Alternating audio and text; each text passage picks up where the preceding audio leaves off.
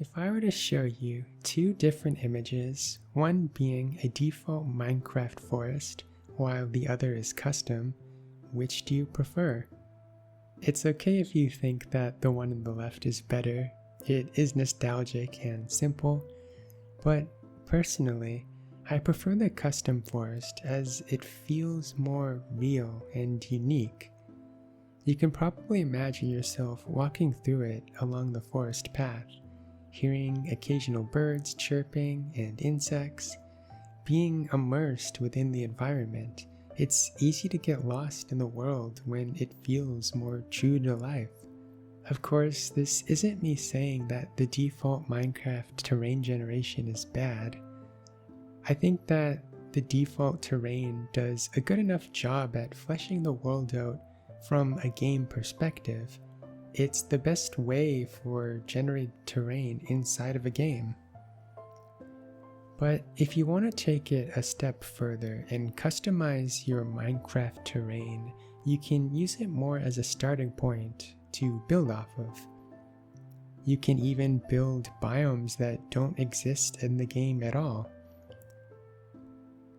I think that using real life as a reference is a great way to expand the terrain that exists in your Minecraft world.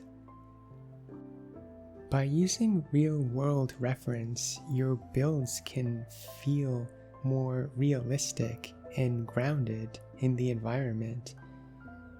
It can be a lot of fun to reference real life environments and add more details from your builds by studying them.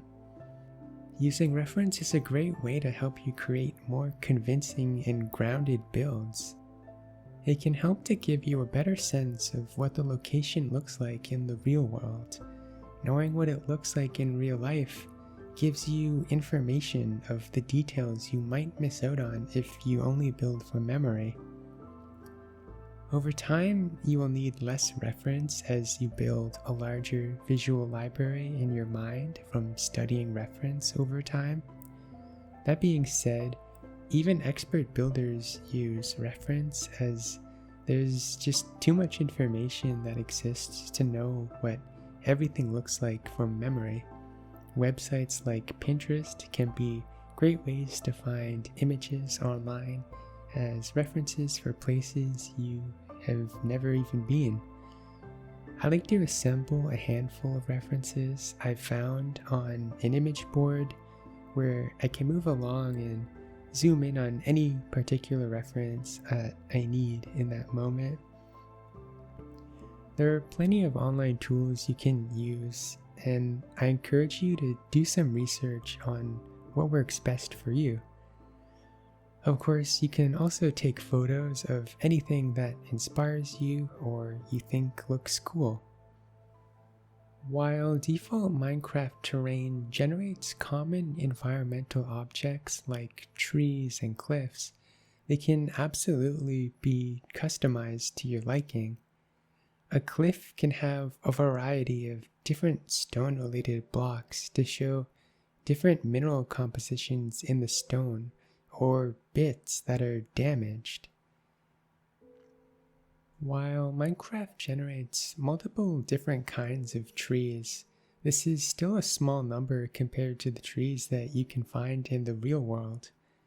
There's just so many different kinds that you can find in real life that don't even exist in Minecraft. These are just some examples, but you can also build custom trees that already exist in the game. Oak trees and birch trees are simple and pretty basic, but you can give them more shape and customize them to your liking, playing around with the scale. Sometimes Minecraft terrain generation can be a bit janky, but sometimes all it needs is just a little touching up.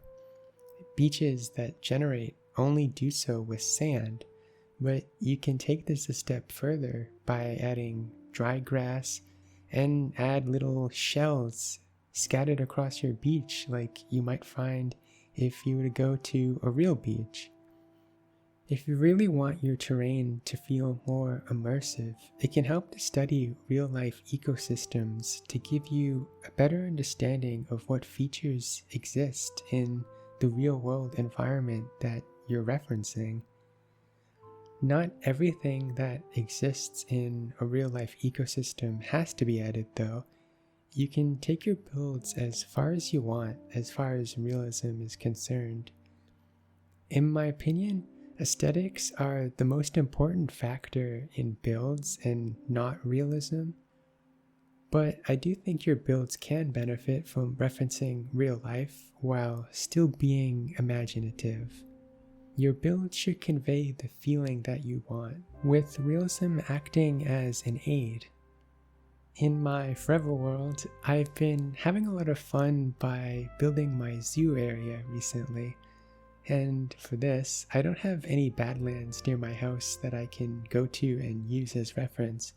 But as I mentioned, doing some research online can help you find reference and also help you understand the ecosystems a little better. I looked at real-life Badlands that exist, and one I used more than others were the Badlands in Drumheller, Alberta in Canada. These vertical structures that I've built are called hoodoos, and they're basically made up of a mineral composition that makes them particularly resistant to erosion, which is why they're shaped like that. The different lines of the blocks are meant to represent changing mineral compositions within the stone. The point isn't to build exactly as it is from real life, but more so to use it as a guide to help create more convincing terrain. I think that people will notice and appreciate it that you put that sort of attention to detail inside your builds that you don't normally see. Ultimately, the main goal is for the build to be aesthetically pleasing, though, first and foremost. As for adding little details, I used a neat little armor stand trick alongside the Nautilus shell items to add more fossils to the area. Real-life Badlands often contain well-preserved fossils from ages past, and I wanted to add this as a cool detail that default Badland biomes that generate in the game just don't have. I also just decided to make the terrain more lush and moss covered. I even added a river going through it and other low growth plants. This is just an example in my world about referencing real life environments in Minecraft builds. My zoo area has given me so many opportunities to create custom terrain, as I need to make a custom biome for every peaceful mob in the game. The Badlands area in my Forever World actually is what inspired the topic of today's video and got me thinking of how fun it is to reference real life environments and add personal touches to them to make them feel more unique. Of course, I also have other areas in my zoo that I've referenced real life aspects, like in my Mushroom Island. There's this cool effect that happens to mushrooms called guttation, and I basically did my best to replicate that look in Minecraft using the resin item.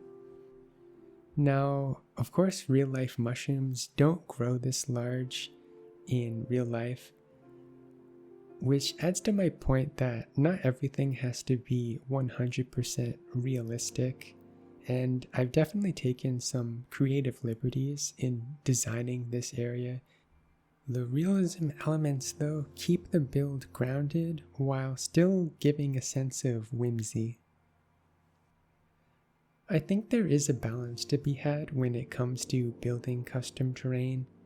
You don't have to completely overhaul the natural terrain and spend hours terraforming if you don't want to. Personally, I don't like to do too much terraforming, and I try to stay somewhat similar to the contours of the land. Of course, in my zoo area, I do need to make custom terrain because everything is just flat and more so as a canvas to build off of, and all of the terrain is different from each other. But there are quick and easy ways to add more immersion to your Minecraft terrain that don't require spending hours completely changing the landscape. I encourage you all to study real-life references for your next builds. You might be surprised how much more grounded that your builds will feel. Anyways, I hope you all enjoyed the video.